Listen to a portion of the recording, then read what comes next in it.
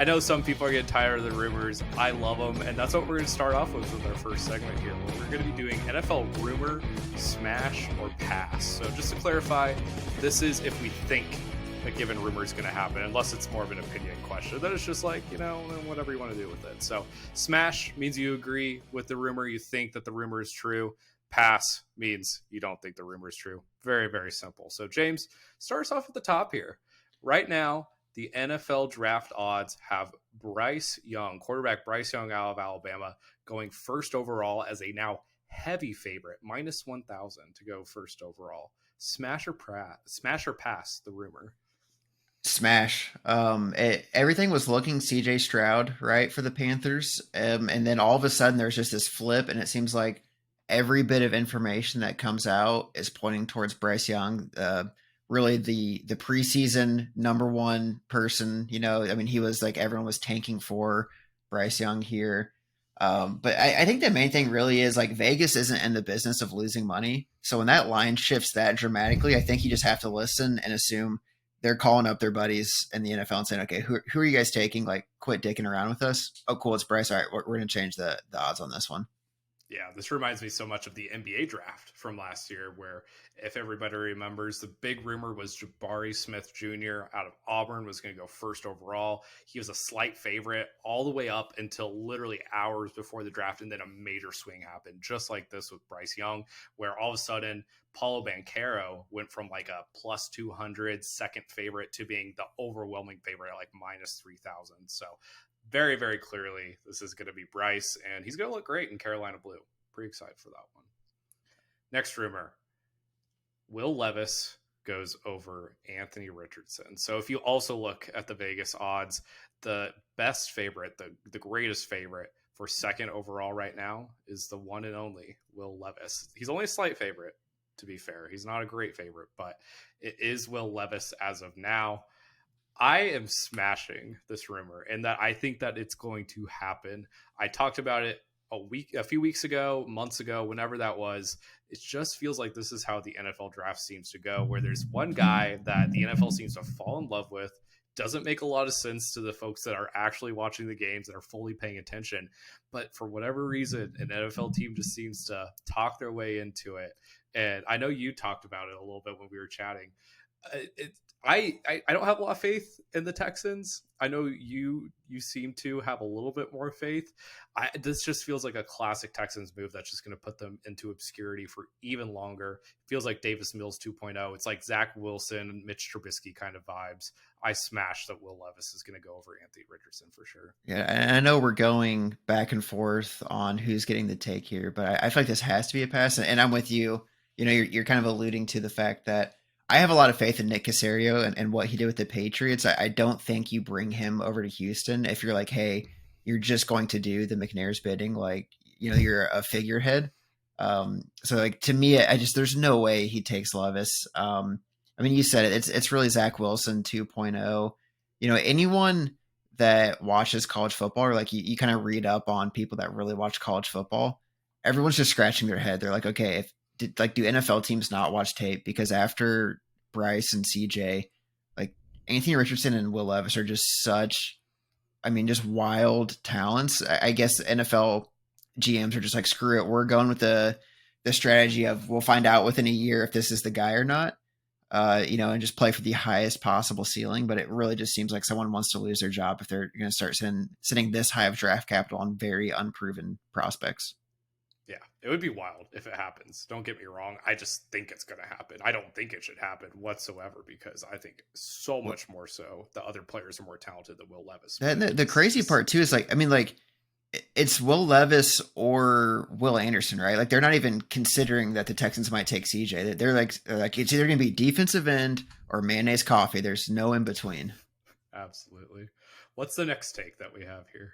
So yeah, you're positing to me, if you will, 4 quarterbacks go in the top 4. I have to pass on that. I just don't see the 4 guys, the obvious top 4 QBs, going within the top 4. Reason being, the Cardinals have a quarterback. Obviously, they could trade down. The Colts need a quarterback. I guess it's really that number 3 picks. Like, as long as the Cardinals don't move, there's no way they take a quarterback. I think Will Anderson and Jalen Carter are both just so good that one of them has to go in the top four, right? Like Von Miller, is kind of the comp for Will Anderson. Von Miller single handedly won a Super Bowl at the non quarterback position. I feel like you're basically like missing out on that ceiling of talent with Will Anderson. There's no way he makes it out of the top four. Yeah, I kind of have to agree with you. It's been kind of crazy the like top 10 where we really thought it was set in stone with like a very, very clear tier at the top with guys, but now it seems like things are moving all over the place. I saw this rumor yesterday like, hey, four quarterbacks to go top four. It's a lot of quarterback needy teams. Quarterback needy teams are going to maybe trade up, and it's never happened before. We've never seen four quarterbacks go 1, 2, 3, 4. What if teams actually wisen up a little bit and start really, really looking at the most important position in football at the top here? But Adam Schefter today came out and said, "Oh, I don't think a second quarterback is going to go until number 4 at the earliest." So the intel is all over the place. I think that this is anybody's guess, so you could smash or pass this one with equal abandon, but it's going to be a wild, wild top 10 no matter what. Another thing that's been crazy with the quarterbacks, we have a lot of quarterback takes at the top here, is Hendon Hooker has been getting rumors about him going in the first round. He's been taking a bunch of pre-draft visits. A lot of teams are doing some scouting on him. And I just have to pass this rumor. I just have to think that Hendon Hooker, the 25-year-old, the guy who's basically on Social Security at this point, will not be going in the first round. It feels like a massive mistake, even if you think that he's going to play this upcoming year, which is still a pretty big if. There's just no way that you look at Hendon Hooker in his 1 year of elite production at Tennessee and see an NFL starting level quarterback. Like, I think a lot of teams are bringing him in just to get intel on him, realistically looking like he'll go in the second or third round, or at least that's what I'm thinking right now. And I think teams like the Giants, for example, brought him in for a visit today. They're just looking at it as like, we might play this guy in a couple of years. Let's make sure that we do our due diligence and maybe get a little bit of intel on him. So I think that's more so what's happening with these draft visits with Hooker.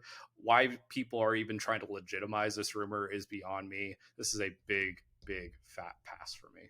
Yeah, I don't see him going first round either, but I mean, to me, that makes more sense than all four top QBs going right away. I mean, he does have the production. I don't see him being any worse than Kenny Pickett. The difference being Kenny Pickett was the only decent quarterback in all of last year's draft. Yeah. Yeah. I'm trying to find it. ESPN came out with this thing today. They had like a metric on like bust percentage, and Hooker was actually one of the safer ones that they were able to calculate. They said that there's about like a 50% chance that he would end up busting, which I think is fair. Like, I think he's like a Teddy Bridgewater kind of thing in the NFL, but I don't think that he has anywhere near the upside that some of these other quarterbacks have, including Levis, if I'm being honest. So then the next one here, you've got Keon White is cooked, and I need the clarification. Are you saying he's not a good prospect, or the fact that like it just seems unfair that he might actually show up to the draft and there's no way he's a first round pick? Dude, I was texting with you because I'm going to the NFL draft. I was like, I'm going to go get a drink with Keon White afterwards, and we're going out to the bars because that is going to be a sad, sad man, in my opinion. Yeah, for people that didn't see, they released the list of guys who are going to be in the green room, who are actually going to be at the NFL draft, and realistically, they bring the guys that are going to go in the first round, because why would you want to sit around all day waiting for your number to get called? And so the weirdest one, the one that was most obscure, was easily Keon White. And I wanted to hear your opinion on if you think he's going to be cooked and not have his name called round one, or if you think he'll actually go in the first round. No, this is definitely Geno Smith vibes right here. This is going to be a rough night for Keon White. I hope I'm wrong for his sake, but if the Raiders get done at pick 8 or 9 or 8 and his name isn't off the board, I'd be like, well, that was the team that would have done it. So get very comfortable, my friend. Yeah, Cleveland Farrell vibes. I just don't get it because, like, if you look at Grinding the Mocks, which is a great website where you're able to see expected draft position for a lot of these guys just by looking across all the internet and taking all those mock drafts and putting them together, a bunch of people with a bunch of wisdom. Dion White's like in the third round. And, like, I no offense to Dion White, but I'd never heard of him until they released the green room people. And it's like, what are you doing? You're setting this guy up for an embarrassing night. And I feel really bad for him. Well, also consider the fact, okay, Aaron Rodgers got picked 20th, and that was a miserable night for him. Like a Johnny Manziel got picked 24th. That was a miserable night for him. Like just sitting there not really being a first round draftable player, and then just watching player after player go, and like dudes celebrating with their families on satellite feed. I just don't see that being an enjoyable experience whatsoever. Yeah, exactly. I think it's been kind of funny in the days that I've followed since then, just like following NFL draft Twitter. A lot of people are trying to talk themselves in to Keon White, saying, "Oh yeah, I totally thought that he was a first round talent, and this is just validated." I'm like, confirmation bias is really setting in right now. So wild times of the NFL draft, bunch of smoke and rumors. My next take that I have here, next rumor, is that Quentin Johnson, after all of this conversation that we've had about the wide receivers in the draft, Quentin Johnson is still going to be the first wide receiver off the board. And I had to pass this rumor. I think that teams have really smartened up to the guys who just don't really have it. And by it, I mean being able to go out and snatch a ball that isn't a body catch. And it feels like there's so much of what Quentin Johnson does is exactly that. He lets the ball come to him. He doesn't go out and gets it. Yes, in the open field, he's really great. He's got that speed. He's got that really fun little like twist move that he does, almost like a half spin move that I really enjoy. But I just don't think that given him versus the other options, your boy Zay Flowers, my guy JSN, or even like a Jordan Addison, I think there's going to be other wide receivers that NFL teams fall in love with. And I see Quentin Johnson falling to the late first round, maybe even early second round, depending on the team. Is Quentin just Nikhil Harry 2.0, or do you think he'll have a better NFL career? Call it N'Keal Harry, call it Josh Doxson. I don't want to say Jalen Rager, but like I'm close to that at this point. I just don't love it. And I think there's a very good chance that he's a decent fantasy asset down the road and everything. But as an NFL level wide receiver that's going to be contributing to winning football, I just don't love it. Gotcha. Yep. So then you got me here. Cardinals have the best draft spot. I get where this is coming from, right? They don't need a quarterback, and it does feel like there's going to be possibly they get to their pick of truly the best players in the draft at 3 after two teams go crazy for QB. But I still number one pick is always the best pick because you get to pick whoever the hell you want. So I would rather be in the Bears position, not necessarily the Panthers position after trading away DJ Moore plus everything else. But it's always number one pick. I definitely think the Cardinals, by virtue of being 3 rather than 4, are in a much better position because then they get to decide: do I want Will Anderson? Do I want Jalen Carter? Or do I want to trade down and take one of these like really good corners and let someone else lose their mind over a quarterback? Yeah, yeah. Conversely, with the Texans winning that week, what was that, 18 game, in order to fall out of the number one position, did they really screw themselves in this situation? I think so. If they were really relying on getting Bryce Young, which it kind of feels like they were, and now all of a sudden the Panthers are like, "Yep, we actually like Bryce." They've got to be losing their mind because they thought, they were going to get him at the number one pick, and then they fell out of that, and they're like, "Well, shit. At least maybe we'll still like luck, kind of fall ass backwards into Bryce Young." It's looking less and less like that, and now they're talking themselves into Will Levis apparently, or if they take Will Anderson, it's like, okay, they still don't have quarterback solved. Like I would love to have Will Anderson, but you're not going to win games. I know I'm kind of contradicting myself saying Von Miller won a Super Bowl by himself, but that offense was still decently competent, right? I mean, it wasn't the best of Peyton Manning, but they could move the ball a little bit. Yeah. This team needs a quarterback for sure, but they might end up having to take Will Anderson, and then at pick 12, I don't know what. I mean, I would assume they got to go corner or receiver at that point. Like, there's not going to be the elite upside QBs anymore. No, yeah, they should all be gone at that point, unless Schefter's right, and they all end up taking a bit of a slide, which would be a bit of a surprise. Not to infringe on your take, but I do want to compare the Cardinals situation, which I think you're absolutely right. They are not in an enviable position in my mind. It feels like everyone's mocking a trade up to number 3, but it takes 2 to tango with these kind of things. Like I remember the Lions in 2020, whenever they went and drafted Jeff Okuda, rumors for weeks the Lions wanted to trade down. Everybody was saying Lions are going to trade down. Lions are going to trade down. Everybody wants that number 3 slot. But realistically, if they don't think that they need to trade up to number 3 to get their guy, they're not going to do it. And guess who slipped down? Tua, Justin Herbert, all in that draft. And I think it's going to be very, very hard for the Cardinals to find someone who wants to trade up if we start seeing some of these other guys that are valuable slipping down draft boards.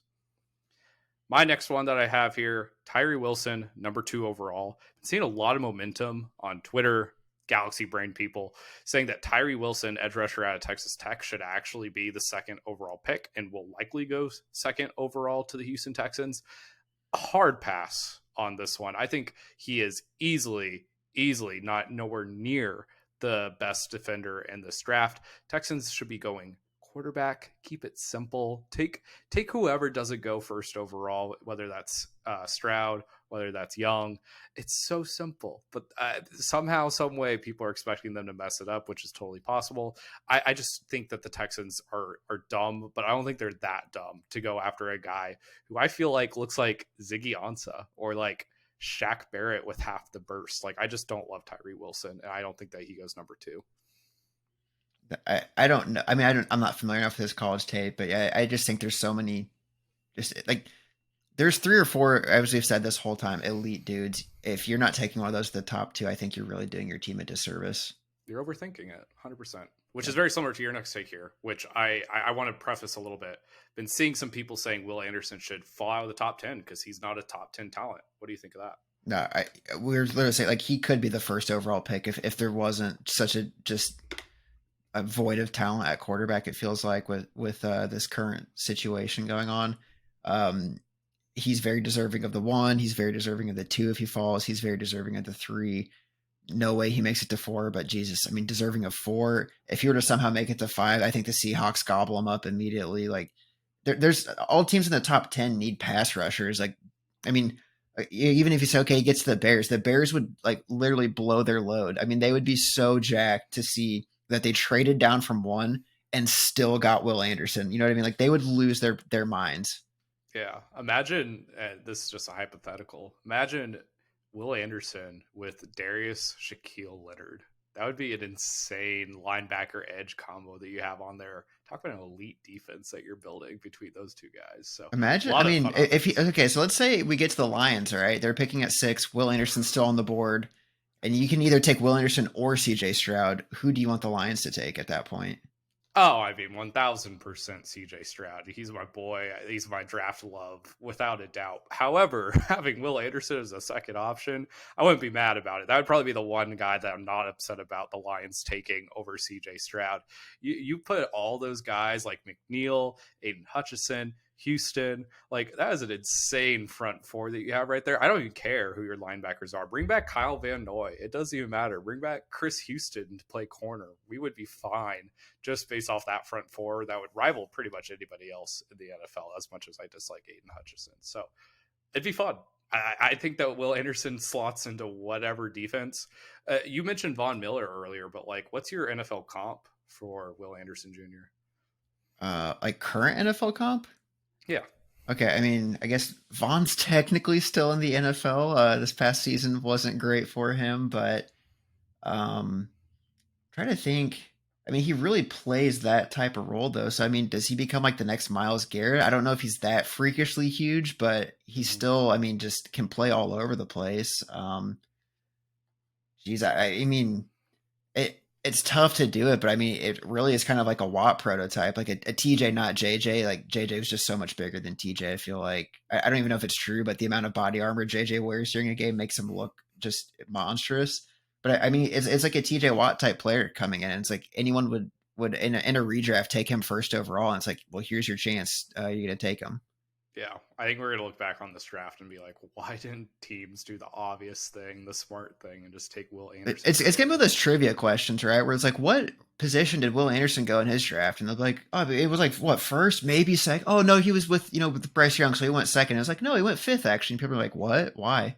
Yeah, I honestly very similar. You just brought him up to JJ Watt, who fell to 11th, if I'm not mistaken, in his own NFL draft. So could be crazy. Next take that's on here, moving a little bit away from the draft. Justin Ross, wide receiver 1 season. A lot of buzz going around right now about the Kansas City wide receiver.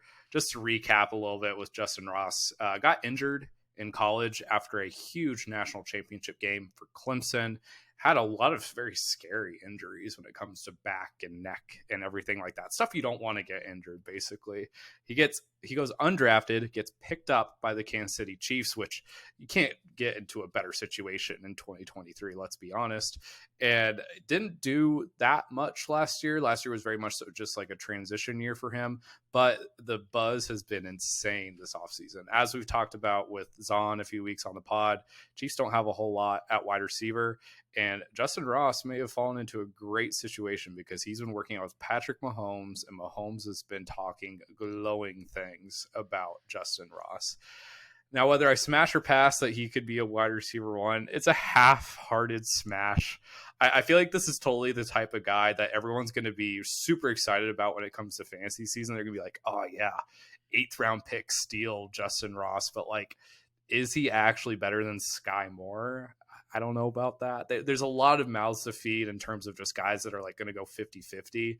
And so like I think Justin Ross could end up being on that wide receiver 2 tier when it comes to fantasy football. So like I'm like half-hearted in. I'm like 1 foot in, which is definitely a bit of a hedge, but that's kind of where I'm at right now. I just really hate that all the casuals are going to be figuring out about him later on. Yeah, I mean, life isn't fair if he turns into a wide receiver one. Like, it's like you're not allowed to just keep doing this, Chiefs. Like, this is ridiculous.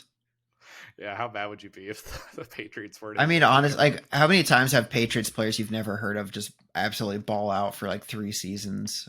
So like, it truly is just the most sensational payback possible. But I'm really hoping that's not the case. Not for Justin Ross's sake, but for my selfish fan takes Yeah. side of it. Watch Tony bust and Justin Ross just go crazy. It'd be wild. Yeah, then this one I'm really confused here, but we got a Chosen Anderson wide receiver 1 season. I think Justin Ross has a better chance at being wide receiver 1. If I'm not mistaken, Chosen's a Dolphin now, right? Yeah, just Yeah, he signed. has 2 All Pros in front of him. This guy's going to be lucky to carve out like a wide receiver 4 role. Yeah. I saw a lot of people really, really excited about him. They're like, oh, yeah, you put him next to Tyreek. You put him next to Waddle. Just see what happens, you know? I don't see it doing anything either. And we had a lot of hate from people about us kind of making fun of the Chosen name.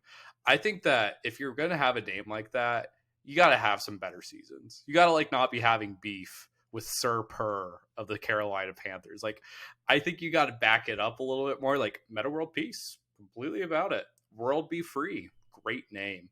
Darius Shaquille Leonard, change it to Shaq. No one cares. You're totally worth it.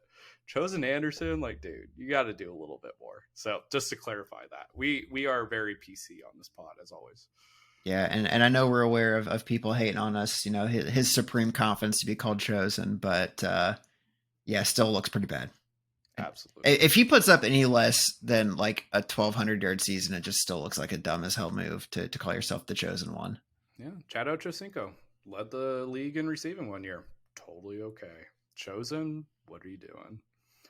Next up, big news in terms of extensions. We had Jalen Hurts getting an extension this week, and the take is that Jalen Hurts is overpaid. Saw a lot of people on Twitter saying Jalen Hurts resetting the market, 51 million could potentially get hurt, dual threat quarterback.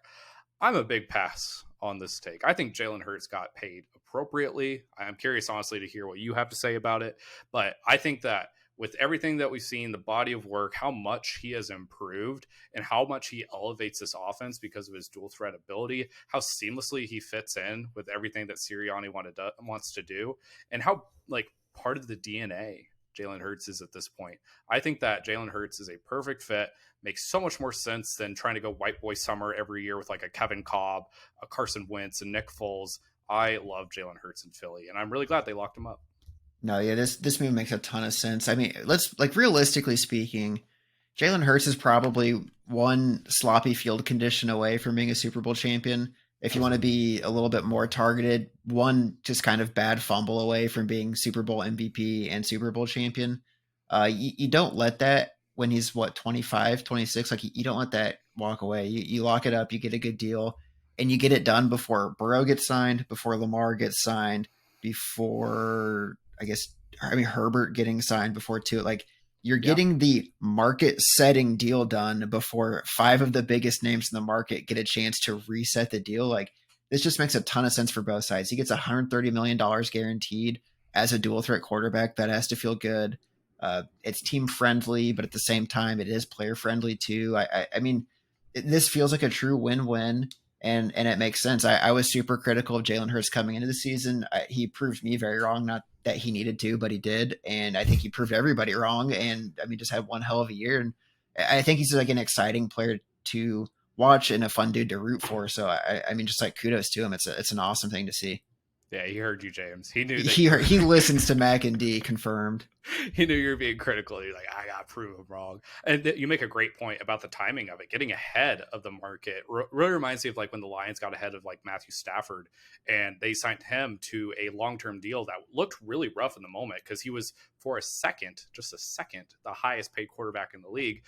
Give it a year and a half, and he was getting paid like the 20th best quarterback, which helped facilitate the trade to the Rams eventually. So it Yeah. makes so much more sense to not wait for other quarterbacks to set the market. Yeah. Do And you then have think by virtue of me being the chip on his shoulder, I'm almost as big a component of his success as his own work ethic? Like, if for some reason any of these players that hear us talking shit on them, like, give us a shout out, you think they'll start sending us some signed jerseys and stuff of like, hey, you are the chip.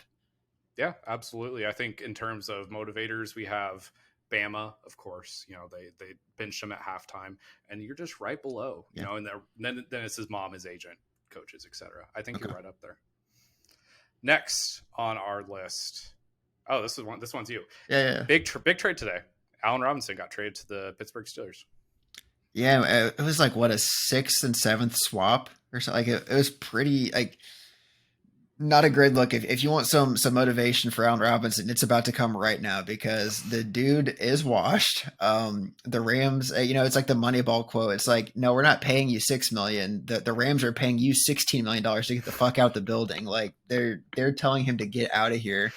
Not a good look. I mean, him going to the Bears for a couple years had some awesome seasons. That last year as a Bear, everyone was like, oh, he just threw it in because he knew the team was terrible, and then he played last year for the Rams, and it was like, oh no, he's just bad. I guess it's like a 2 year cliff. I guess I mean I don't know what else to call it, but like I don't think he has any real chance at creating a new image for himself. I don't think this Pittsburgh Steelers passing offense is what's going to really revamp the A-Rob hype train. I mean, George Pickens, I think, is going to be making the highlight catches there for probably the 4 times they throw a ball the game. Otherwise, it's going to be Najee Harris and God, who's their RB2 that's actually pretty solid. We don't talk about him. Yeah, the guy that steals all of Najee's earnings We don't potential talk there. about him. Yeah, Jalen Warren. Honestly, the Steelers are just going to grab Bijan Robinson. It's going to just be Najee and Bijan for 40 carries combined a game. Why not? Biggest market inefficiency in the league. I think this is a great call on yours. I am also a big pass whenever it comes to this. Not that you asked, but I just want to know, how much help does Kenny Pickett need? Like, Jesus Christ, this wide receiver core is amazing. You got Deontay Johnson, George Pickens, Allen Robinson, Pat Fryermuth is solid. The offensive line's getting better, and obviously Najee Harris is great out of the backfield, running back one, in my opinion. Kenny Pickett, out of excuses, dude. You're 26 years old. Play better. I don't know. Well, I mean, I'd rather have Mapletron than A-Rob. So we'll see how good of a replacement he is. Yeah, your call on Moneyball is great. He's just like David Justice, where they're like, oh yeah, like he's expensive, we can't afford him, but hey, the Yankees are going to pay 90% of his contract. We'll take him then. So moving up 17 slots in the 7th round and got Allen Robinson as compensation. That's crazy. Yeah. Imagine telling that to somebody a few years ago after that. They wouldn't believe you. There's no way. Yeah, absolutely not. Another take that I've seen a lot, and I've been seeing more and more film on the tight end draft that we're about ready to have. A take that I've seen is that this is a good tight end draft. And you know what? I'm a soft pass on that. Not a hard pass, just a soft pass. I think that there's solid talent in this draft whenever it comes to tight end. I think there's guys that I would take in the 2nd, 3rd round. Really reminds me of last year's draft when there weren't a lot of top tier guys. There's just guys that are dudes that are going to be around for a while. There's just something about looking at these top guys. I'm talking Michael Mayer, whichever one, specifically out of Notre Dame. He reminds me so much, and this is a deep dive here.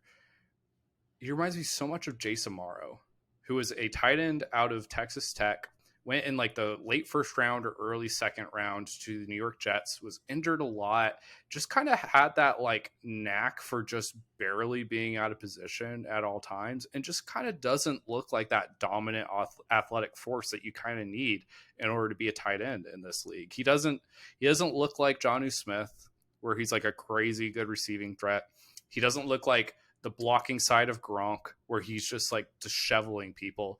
He's just kind of there. He's just kind of a body. He reminds me a lot of, like, I just mentioned him, Pat Fryermuth kind of thing. So I just don't love the top end talent here. I think it's all fine. I would take him in the second round, like I mentioned, like Max Williams went when he got drafted by the Baltimore Ravens, but I wouldn't draft a tight end in the first round. And I would rather other teams take some of these guys, and then whenever they are free agents in 4 or 5 years, go pick one of them up, just like the Jaguars did with Evan Ingram. That's what I would rather do. I think I'm with you on this one. And again, my college football knowledge is probably pretty subpar compared to yours, but I just don't love taking a tight end in the first round period. They're kind of the ultimate value play.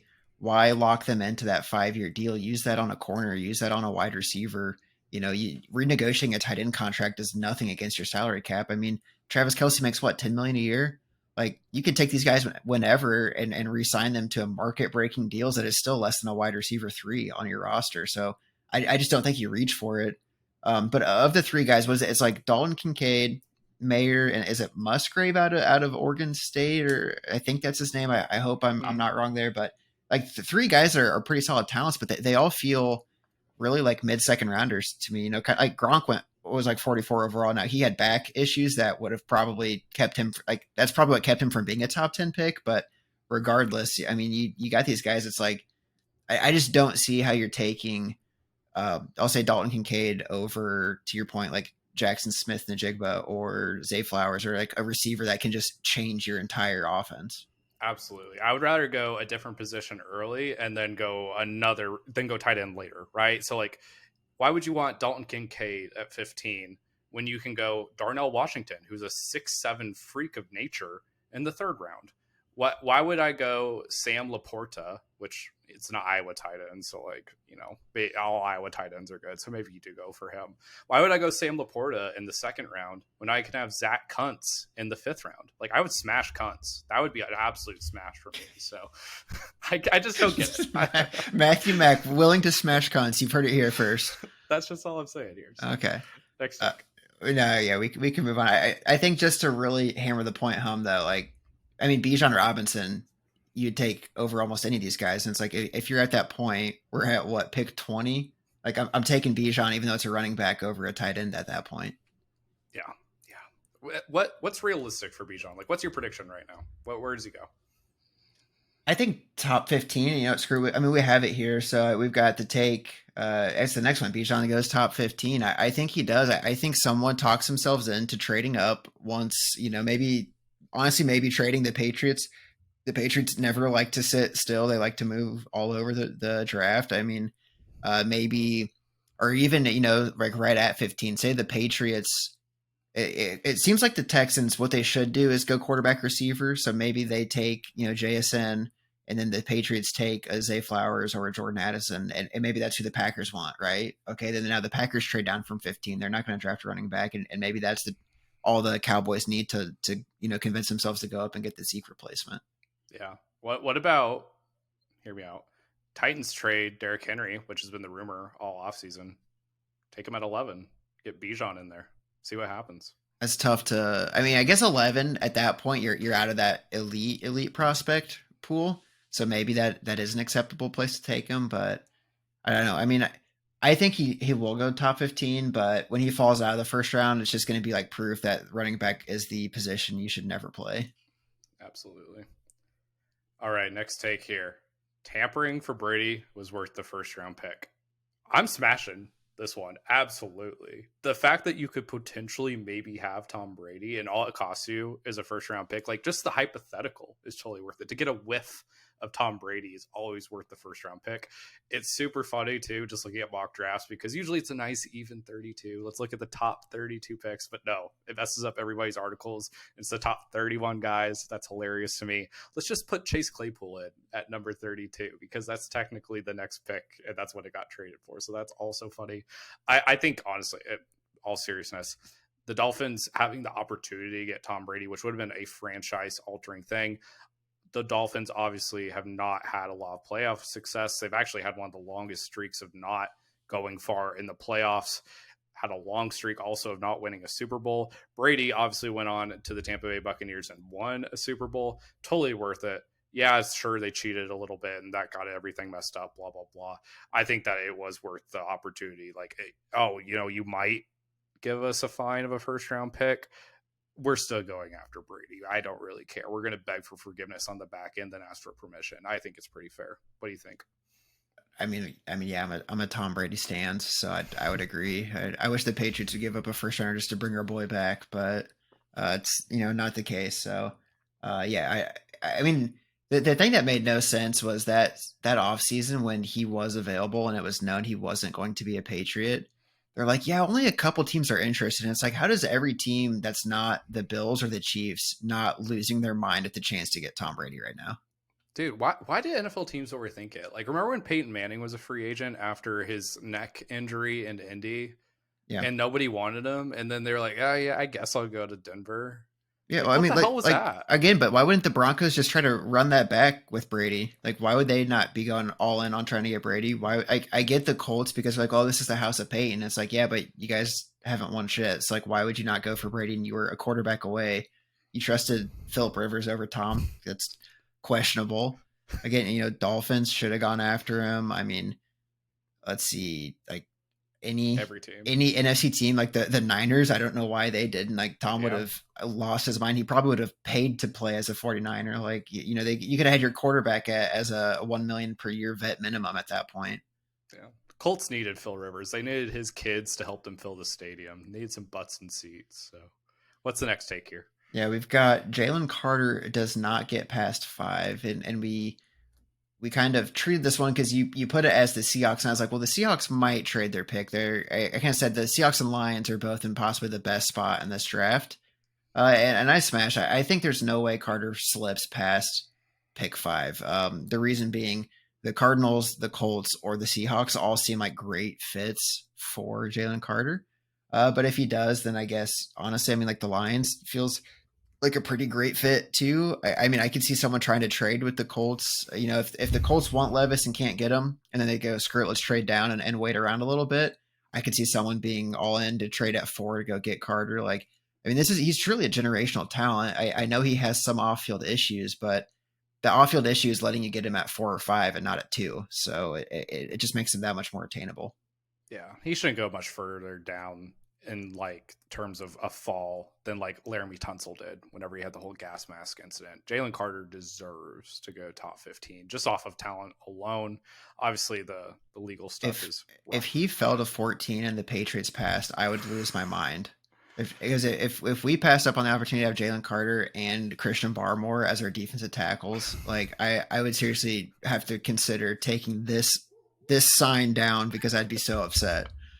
For the people that are listening, he's pointing to his Patriots sign that he has behind his head at all times. Yeah, it'd be like the Packers getting Rashawn Gary in the middle of the first round, an elite talent that just kind of fell for injury issues, myriad of issues. He was a little out of shape, just like Jalen Carter was for his pro day. And look where Rashawn Gary is now. He's a top 10 rusher in all of the NFL. So, again, NFL teams, don't overthink it. Last take here. Don't let your kids be RBs. I'm smashing this take. This is a manufactured take. This is a homemade rumor, for being real. I was sending James earlier this week just the list of running backs in the NFL right now and the pure depth that all of the teams currently have at running back. Every single team in the NFL right now feels pretty good about their running back room. Like you could even look at some of the ones that are a little more suspect, right? Like probably the worst is like Washington. They have Brian Robinson Jr., who was really solid last year at a low cost. They have Antonio Gibson as their RB2. pretty dang solid, especially good for a change of pace type back. Maybe another team that doesn't feel as great. Maybe the Cardinals, they don't feel super great about just having James Conner. But like they're not contending next year anyway. We're about ready to do our NFL team pyramid. They may be at the very bottom of the NFL. They might be in contention for the Caleb Williams or Drake May sweepstakes next year. If you're a college running back, which there's a lot of really good ones in this draft, we did our RB rankings a few weeks ago, and we loved the RBs that were in this draft. I think there's a lot of interesting guys, a lot of change of pace people. If you want a physical running back, you can get one. If you want a scat back, you can get one. If you want an all around guy, you can get one. But like, there's no room in the NFL for these guys because there's just so many other good talented running backs right now. Look at Zeke Elliott's market. There isn't one. Todd Gurley was an elite running back just a few years ago. He was out of the league by 26 because he just can't compete with some of these guys. Obviously injuries too, but I just if you're a parent and you see that your player, your kid is an elite NFL talent potentially, play corner, play wide receiver. If you can play quarterback, do it. Be like a Jalen Hurts type, where you're running the ball maybe 50% of the time. It just doesn't make sense financially at this point to play running back because it's so hard to get that big contract on that second contract after your rookie year. Can you name a worse position to play than running back? Because I truly don't think you can. No, you can't. Maybe middle linebacker because you're putting yourself through the same abuse, but at least you get better contracts out of it. Yeah. Okay. So random story. So my high school is really small, right? We have 3,000 people in the town. We had 150 people in my graduating class. Small place, right? My freshman year, or maybe it's my 8th grade year, I really can't remember. We played the school out of St. Louis in the state title game. We're super excited about it. Played against Zeke Elliott. And my school had this other elite running back by the name of Dylan Cole, who's now a linebacker for the Chicago Bears. He went to Missouri State for his undergrad, realized he couldn't cut it when it came to a running back. Also probably realized to a degree the just pure business side of it. And look at him now. He's on 2 separate contracts now. He was on the Titans and started a handful of games last year. He's on the Chicago Bears this year as most likely like a depth piece. He just took Lance Briggs's number.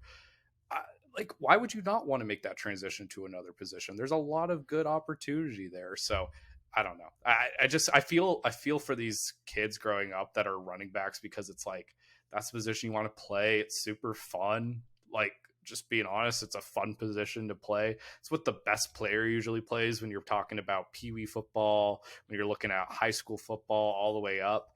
It's where honestly you see the most success for college teams too. Is like, oh, if you have a good running back, you're more likely to win. There's been really good research on that. But when it comes to the NFL, like, the better thing to have is a 3-man rotation, and you're going to get 500 yards, and you're not getting a second contract off that unless you're randomly Tony Pollard or something like that. So it's weird. Yeah, I mean, you didn't even mention it either. Like, you think 2 years ago, Damian Harris leads the league in touchdowns. This season, you got a vet min contract, and honestly, you look at the Bills' running back room, and you're like, damn, looks pretty good. You got James White or not James White, but James Cook and Damian Harris. Like, it's not a bad little 1-2 punch there. Yeah. Not to mention, Naeem Hines is wearing number 0 now. Like, he's about ready to go off next year for the Buffalo Bills. So there's a lot of good opportunity there for a bunch of guys. So that is our NFL roundup of Smash or Pass.